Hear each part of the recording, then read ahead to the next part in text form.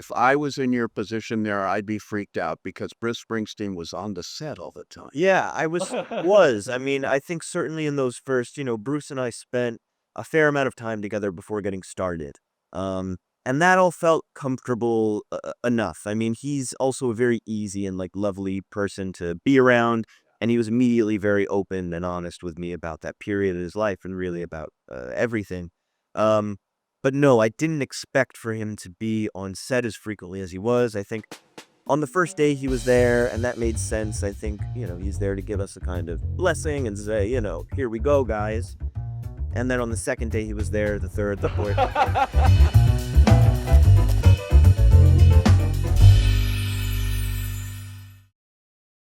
Hang on a second, I got one more thing.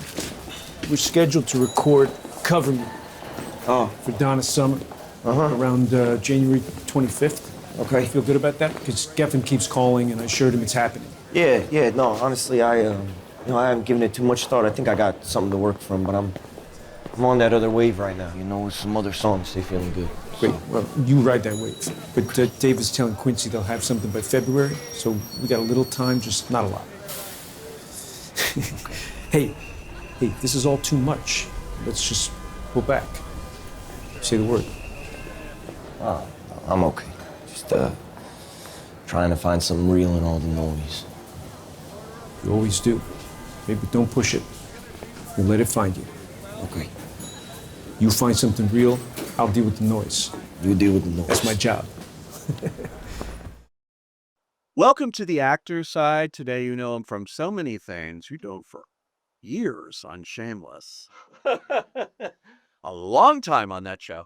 And of course, The Bear, and now Springsteen, Deliver Me from Nowhere, and so many other things that we're going to talk about as well. This is Jeremy Allen White. Welcome to the actor side. Thank you. Thanks for having me. Yeah, exciting time. I was just saying to you, you've been working nonstop. You've been out there. Yeah, it's been, I feel like since The Bear, really. It's been filled up. It's been nice. Yeah. I mean, with that series, which is so successful, and now movies, that are successful, and everything that you're doing. Yeah, it's a exciting time. Yeah, absolutely. And of course, Springsteen, Bruce Springsteen, is your number one fan. Usually you say it the other way. Well, I'm certainly, his number one fan.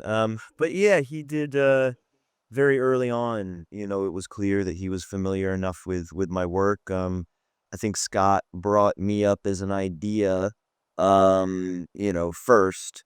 But Bruce accepted that idea, with He did. Were you he just- surprised? I mean, how did it come to you? They're going to say, we want you to play Bruce Springsteen. Yeah. And all that involves. Yeah. And I'm just right at the very beginning. What's your reaction to that? In the very beginning, I'd gotten together with Scott Cooper. I'd been a fan of his for a very long time. And we had a sort of lunch that was great, and we really got along. We talked about movies and actors we liked. But I didn't know if anything was going to come of it. But I just said as we left, I hope something comes about. And then 2 months later, this came about, and I spoke to Scott about it. I listened to Nebraska before I read the script as instructed. And as soon as I'd listened to the record, which I'd heard before, but not for maybe 10 years or so, I was interested. But I was overwhelmed at the idea, I think, of portraying somebody who is so well known, well loved, and sort of iconic. But then, when I read the script and I understood how specific the storytelling was, in this case, I think that gave me some sort of confidence to get started, I suppose. But you weren't a singer. No. You didn't know how to play the guitar. No. Yeah. Yeah. All of that, the whole stage thing of Springsteen, all of that, you had the confidence as an actor to do it. Well, eventually, I think that it was built, really. I mean, it was built by great teachers. I had Eric Vitro work with me as a vocal coach, JD Simo as a guitar teacher, Dave Cobb, our music supervisor. And I think Scott the whole time had such a confidence that we were going to figure it out. He had told me he wants me to do all the singing for the film. But he said there was there's a safety net and we can figure it out, but I want you to just give it your all. And I think because he was like, there's a safety net and we can figure it out, I just saw it as really fun to learn these things.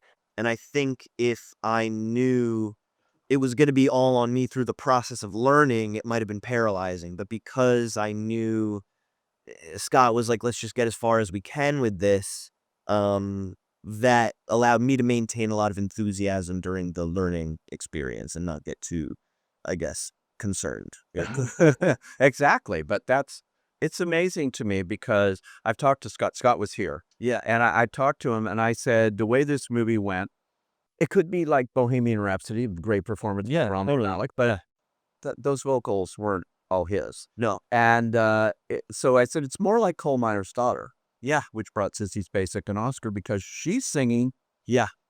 and that's her, Yes. but doing it as Loretta Lynn, Yes. who was still alive and very much involved. Oh, I didn't realize that Loretta Lynn was super involved in that process. Was she around on set? She was around and she was supportive and she was at the Oscars and she was everywhere. And so you're getting that stamp of approval there. Yes. This is what, I don't know, if I was in your position there, I'd be freaked out because Bruce Springsteen was on the set all the time. Yeah, I was. I mean, I think certainly in those first, Bruce and I spent a fair amount of time together before getting started. And that all felt comfortable enough. I mean, he's also a very easy and like lovely person to be around. And he was immediately very open and honest with me about that period of his life and really about everything. But no, I didn't expect for him to be on set as frequently as he was. I think on the first day he was there, and that made sense. I think, he's there to give us a kind of blessing and say, here we go, guys. And then on the second day he was there, the third, the fourth, fifth, and in the second week, and I started to feel like his eyes were on me, and maybe there was some sort of judgment going on, or that he was there to make sure that I was doing things the correct way, whatever the correct way means. And I was also very desperate for his approval, and I was like, that's not a good place to work from, at the beginning either. You just want to kind of be in your own path and trying to come to your own understanding, and I don't want to be seeking approval from the man. And I felt that happening, and so that was a really big concern of mine in those first couple weeks. But as time passed, as strange as it may sound, it did become very normal. And Bruce and I didn't speak a lot on set. I would say hello to him in the morning. I'd give him a hug and say goodbye to him in the evening. And then we'd text once we got kind of home at the end of the night about the day. But the process itself was very separate. He was right by Scott's side, but I felt like what I was doing was very separate, and he gave me a tremendous amount of space and support, but space during the process of making it. And I know at this point, as we sit here and talk, he's seen the film 13 times. Yes. 13 and counting. Who knows? Yeah. But yeah, he likes it. He likes it. Yeah. Yeah, that's got to feel really good for you as an actor. I mean, incredible. It makes me feel really good. It makes Scott feel great. That's really, I talked about that idea of approval in the beginning. Now that it's over, I have no problem vying for approval, and he's given it to me, and that feels great. What interests me too is the story that you're telling, that Scott's telling, that everybody involved with this movie is telling about somebody in a crisis of a career. Yeah. In the middle of a very successful career. Yeah. Working, accepted for what he is, on the covers of Time and Newsweek, Yes. #1 albums, all of that. And he stopped and he did this personal album. Yeah. And put his picture on the cover, all of these things. Yeah. For him, it was something that he had to do. It was necessary. Yeah. So have you ever been in that position? Look, I mentioned Shameless. You were on 134 episodes or something like that. Right. At the end of that, did you feel like, God, I've got to do something else? Can I do it? I've been doing this character blip for... Yeah.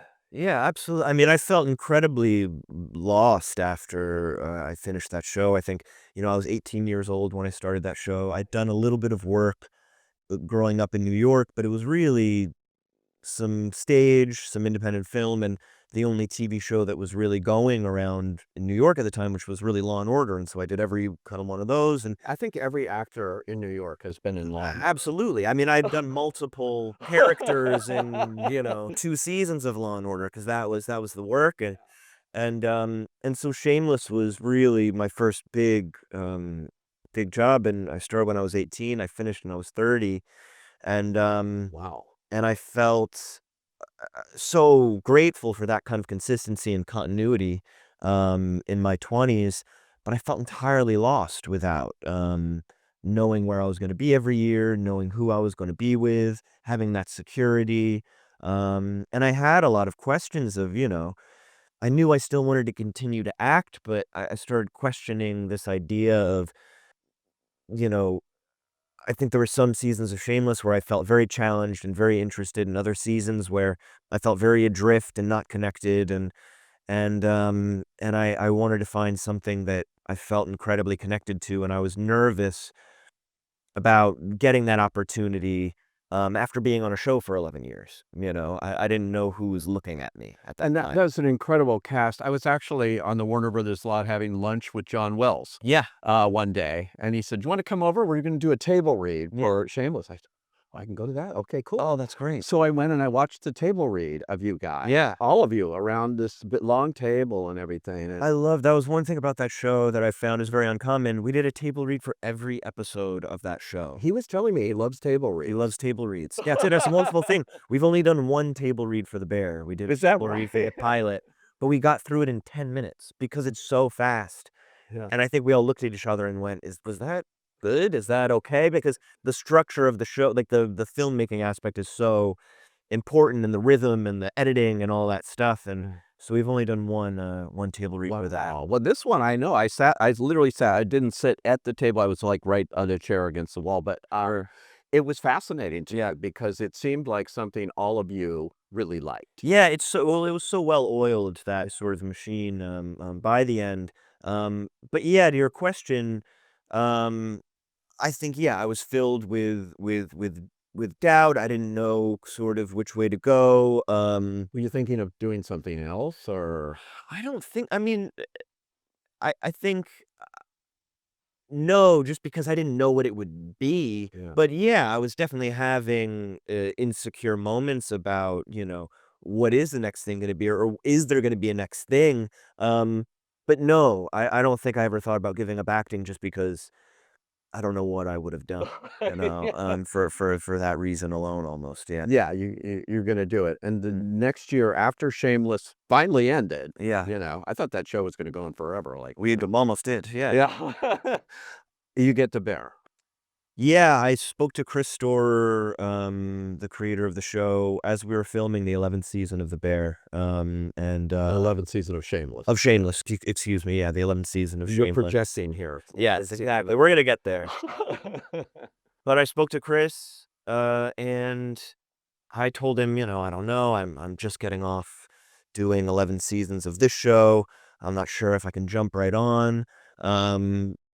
But then we had a few conversations over the course of filming the 11th season, and by the end, I think I had read that pilot so many times, and I went, I have no right to turn something down that is this good ultimately. So I was shooting the pilot for The Bear 3 months after we wrapped, the 11th season of Just like Shameless. fate intervened. Yeah, it happened very fast. Completely different character, great character. Yeah, wonderful. Yeah, That you found a lot to do with in the 4 seasons that you've shot. yeah. You're about to go shoot number 5. That's right. Yeah, January. It's evolved into I should read what 3 Golden Globes, 3 SAG Awards, 2 Critics' Choice Awards, and 2 Emmys so far. Yeah. Isn't that amazing? Remarkable, really is. Yes. Yeah. Did you know when you got that role, this is that kind of thing that the industry and the public are gonna love? No, I mean, that show was made with very little expectations, I mean, I knew how good the writing was. Nobody on the show, I was familiar with Eben's work. Um, but otherwise, I mean, Io hadn't done a whole lot. Lionel hadn't done a whole lot. Liza had come from like really strong theater work, but I hadn't seen her on screen a lot. And Eben had done, I think I'd seen him in a couple things, but again, wasn't super established.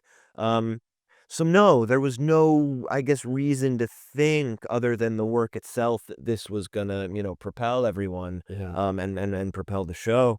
But in the process of making it, I knew that it was really wonderful. I just didn't know. You never really know what's gonna kind of click with audiences or culturally. And I think something happened at that time, in that summer where there was like a want and need for kind of like that environment that we provided on the Bear. Yeah. Exactly. And there's another thing. I don't know that you had much experience being a chef or in No, restaurants. none. I mean, none until the preparation. Yeah. So that's Yeah. another one where you're diving into an area, Yeah. what this guy does Yeah. that you've never done.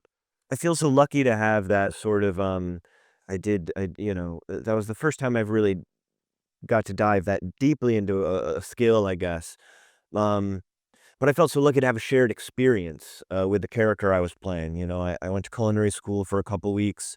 I worked in several really high level restaurants and worked the line at these restaurants. I mean, I was working, the night shifts at Michelin star restaurants, and helping prepare food that people ate, and so I felt that pressure, and I felt the sort of like skill level of the people around me, and so it was wonderful to have that shared experience with Carmi, and then to go on and do something like Iron Claw, where I got to learn another skill, and perform it and have that shared experience, and then of course go on to That's an Springsteen. incredible role that you play. Well, that's Yeah. that's one of those stories. If it wasn't true, you'd say, "Come on." Totally. No, it's I'm unbelievable family. the trauma and sort of grief Tragedy. that surrounded, that family. And this character, Carrie, Carrie Von Erich, yeah. is a wrestler and everything, and all that happened to him, his leg amputated, Yeah. and he didn't tell anybody. I mean, No. he carried it on, Yes, he continued. He wanted to be able to continue to perform as a wrestler. so he Yeah. kept that secret. That's right. Yeah. That's amazing right there. No, remarkable. Yeah. Yeah. And you had to do this in the movie. Yeah. Yeah, we did This is Iron Claw. yeah, the Iron Claw, Sean Durkin's The Iron Claw, yeah, yeah, I mean, that was an incredibly physically demanding sort of, role, we all got to train and physically just try to get a little bit bigger for months, but then we spent months, working in the ring with Chavo Guerrero, who's a wonderful wrestler, and then performed, all day these really exhausting sort of like dances, in the ring. And then, yes, had to find, of course, the feeling after Carrie, had his motorcycle, accident. Yeah, and then that really sent him on a downward slope. Exactly. Everything that happened to him with the leg and His brothers. Yeah. the brothers, Yeah. missing the brother, all of them, Yeah. except one really Yeah. Except died. Yeah. And he committed suicide. That's right. Yeah. You're playing a real guy. You walk into that. Now you played Bruce. He's alive. We talked about that. Yeah. What was the difference of that experience playing somebody that was I think, real? I mean, you know, Carrie Von Erich is very well known in certain That kind whole- of communities and stuff, so I did feel a tremendous amount of responsibility when I was, portraying Carrie. I know how important he has been to so many. Um, but Bruce, certainly, I mean, there's not many people that are on Earth that are as well known as Bruce Springsteen, Right. and um and I think that was sort of, there was a responsibility I felt to Bruce, because the more I got to know him, the more I admired him, and I wanted to get his story just right, as best I could. Um, but then there was also, yes, an anxiety and a fear and a sense of being overwhelmed in getting to know him, in seeing him perform, in reading the books, in seeing the interviews, where I was like, oh my gosh, this guy's presence is so large. Um, and there's so many ideas of this man and all of these like relationships that are so specific and independent of one another between him and his fans. Yeah. I think I had this great concern in the beginning of I had this idea of not wanting to interrupt the beautiful relationship that Bruce Springsteen has with his fans, and I wanted to make everybody feel happy with my kind of portrayal. Um, but then I felt a great sense of release about 3 months in and all this panic where I finally came to the realization that's an impossibility. Nobody's, I'm not going to be able to please all these people, all these ideas of Bruce Springsteen. I can't possibly portray. Um, so I have to do my version. I have to do my understanding, and hope that the honesty of that connects with as many people as possible. What I thought was remarkable, and I'm on record because they used a quote from my review, and it's in all the ads, that you deliver I use the word stunning performance, and you really do. Thank you. But, when you're on television, as you have been in Shameless all those years, playing one character, and then in The Bear, Yeah, to get accepted like you have been in this performance, for sure. was that a worry at any time? Or, because I know it is for a lot of people that do. Accepted from what the community. Yeah, just from the audience going like, oh, that's the guy on The Bear, or that's the guy that played Lip. Right. They don't for a minute Yeah. here with this. You totally inhabit him, but it's not an imitation. Yeah, no, I mean, I certainly feel like there was a risk being taken, and it was a risk I was aware of and Scott was aware of. And I mean, whenever you take on a role of, I think, anybody that is as known as Bruce, and these Right. musical biopics have become very popular, and I think everybody's going out on a bit of a limb because they're very hard stories to tell well. And sometimes you don't have, a year, 2 years, 3 years, however much time as you might like to get ready to portray these huge characters. But yeah, no, it feels wonderful. I mean, I think I had a lot of concern and anxiety about accepting, and I had about 6 months to work. I'm glad I said yes, and I wasn't always sure I'd be able to say that, and now I can say that. Yeah. Now, you had early background in dancing, ballet, jazz, tap. Yeah. Why hasn't anybody asked you to do a big all-out musical where you can use all your dancing talent? Well, I think I've always been afraid to sing. Oh, Is the truth. I even in school when I was doing stage and stuff, I would always do straight plays because I didn't want to sing. I didn't think I could sing. So that kind of keeps you out. There's not much work for just kind of dancing and acting. So I don't know. I mean, if there's something out there for me, Oh, I think, well, now we know you can sing. Now yeah. you know you can sing. Yeah, yeah, That's yeah. the difference. Yeah, there is something there. I mean, I really didn't know in the preparation, and Eric gave me a lot of confidence, and Scott in the whole process of filming. So I feel very lucky for that. Yeah. It's amazing. Now, I've got to ask you about this because you're doing The Social Reckoning. Have you shot it yet? Some of it, yeah, we're still shooting it at this moment. Yeah. This is going to be great, first of all, because it's Aaron Sorkin. Yes, yeah. Secondly, because it's a long-awaited sequel that we didn't know we were going to get to The Social Network. Yeah, yeah, sort of a continuation. Yeah, it takes place a ways down the line. It's kind of like, if The Social Network's about the inception, this is more about the effects of Facebook. The really dangerous effects. Correct. Ed, and you're Yeah. playing a reporter. Yes. You're kind of venturing into my territory a little That's bit. right. That's right. I'm watching all you guys over the last couple Have months. you been? Yeah, I'm curious. yeah. He's a Wall Street Journal reporter. That's right. Yeah, yeah. He was at the Associated Press, covering politics for a very long time in Washington, and he moves over to the Wall Street Journal to try and find a story on Facebook and see if he can discover sort of the effects of Facebook at large. Yeah, And boy, did he, with the whistleblower, that's right. who's played by recent Oscar-winning Best Actress Mikey Madison. Yeah, right there. Yeah. Oh, this is Mikey right Yeah, there. yeah, yeah. Yeah, she's wonderful.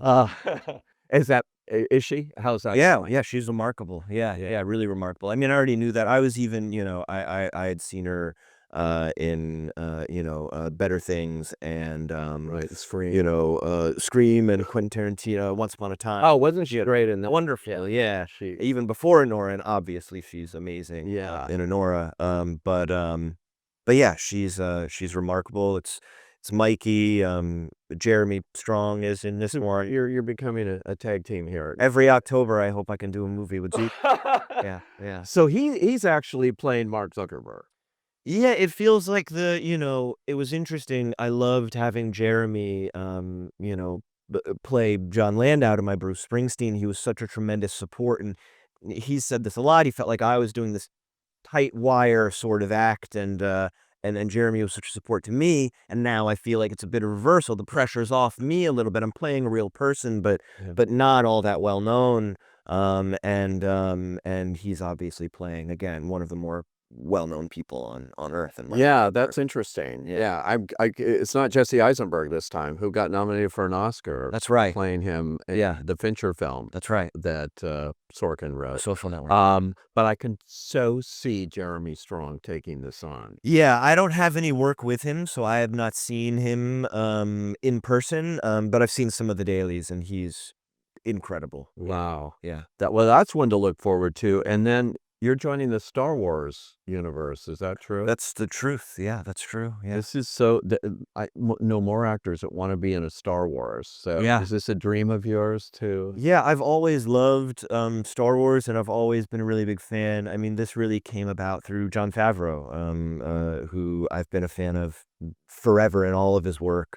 And so I was really excited about the idea of working with him, and really John and I met at a party, and he said, I'd love to do this thing with you. Can you want to talk about it? And he said, it's Star Wars. It's kind of big. Are you interested? And I said, I love those films. And, but it was a light, it's like, I'm doing voice work on it. So it wasn't, You're Rado the Hutt here. yeah, Rod of the Hut. Yeah. So it was like a couple days in a recording, booth. So it wasn't like, But we're still a Star of Wars. course. Yes.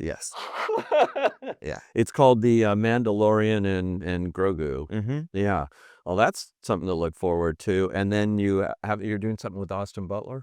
Yeah, Enemies. Yeah, Enemies. really, really cool film. We finished last summer. Henry Dunham, its second feature, and we did it with A24. And it's a great sort of kind of cat and mouse, sort of Michael Mann-esque sort of a story that's me and Austin Butler. Yeah, That's very interesting Yeah. because you played the king of rock and roll currently, Yeah. Bruce, and he played the king with Elvis. Bruce's hero, Elvis Presley. Yes. Yeah. So, I mean, it's fate again that Yes. brought you together for this role. Yeah. Which has Yeah. nothing to do with it, but yeah. Yeah, no. I mean, it's funny, Austin and I spoke so much about our kind of experiences with these films. I wish that I had found him kind of prior to shooting the Springsteen film, but it was kind of the next thing I did, I think, right after we had finished. So we spoke a lot about it, but again, we had both done our jobs already. Yeah. Wow. So now, as I mentioned before, you're going back to shoot the 5th season of The Bear, which everybody waits for. How much longer do you want to play that character? I mean, I love it's a hard, I did Shameless for so long, so that's sort of what I'm used to with television. You do it for a decade plus. Damn, another hit show. But yeah, but I know it's hard to sort of maintain the sort of like continuity and the level of sort of storytelling, when you go for that long. But it's difficult. I love that cast so much. I love Chris Storer so much. We shoot that show so quickly. I love Carmy so much, I could Yeah. do it. I could do it for a long time. But I don't know. I don't know how much longer we'll do it for. It's a great character. You can do so much with it. Yeah. So I can see that. And I didn't mention too, but you're seen a lot as the Calvin Klein spokesperson. Yeah, I did that for a while, for sure. You did that. Yeah. Now in 24 and 23. Yeah, that's right. Yeah. Is that fun to do? Yeah, unexpected and fun, and yeah, it was something. I mean, I grew up in New York, and I'm very familiar with that billboard on Houston, Yeah. and And, you know, it's been filled by Calvin Klein models for decades now. I mean, I think since the 80s, and there's something so iconic about filling that kind of space. And when they came to me, I think it was perfect timing. I kind of done the Iron Claw, but stopped eating so much, which, you know, so I kind of accidentally fell into this kind of like perfect physical time to do a kind of like underwear ad. And so I was excited to do it, and the reaction was nice and What's it like when you're driving along or something and you see yourself on, billboards and things? yeah, I mean, it's a strange thing. I mean, uh, I think for it's funny, not the Calvin Klein one so much. I didn't see that one so much when it was around, but certainly, you know, the bear Yeah. posters seem to be around, a lot, and the for your consideration ones and stuff, Yeah. and you know, it's so. I mean, it's just really nice. It's really nice to see, and I think it's nice. You know, I have to travel so much for work. Obviously, I'm really lucky to get to do all these jobs, but it keeps me away from home a lot. And I always think of this thing that happened with my daughters when they were young. I was away and shooting something, but Yeah. right down the street from our house, there's kind of a poster of me almost year round, it seems. It's like owned by Disney or something like that. So I was like, or whether it's a For Your Consideration or the bear or whatever it is, it's like my face is all on it that company. often. Yeah. And and the girls get to see my face all the time, even if I'm traveling a lot, and it makes them very happy. So well, that makes me feel very, very lucky. Yeah. Well, that's nice. If you're away on business in any profession, get a Try and get a billboard. billboard up. Yeah, exactly. Very cool. Jeremy Allen White, thank you so much. Thank you. Of Thanks for course, having the me. movie Springsteen, Deliver Me From Nowhere can be seen in all sorts of formats, and you don't want to miss this one. Thanks a lot for joining us on the Actors Side. Thank you. Thanks for having me. Appreciate you.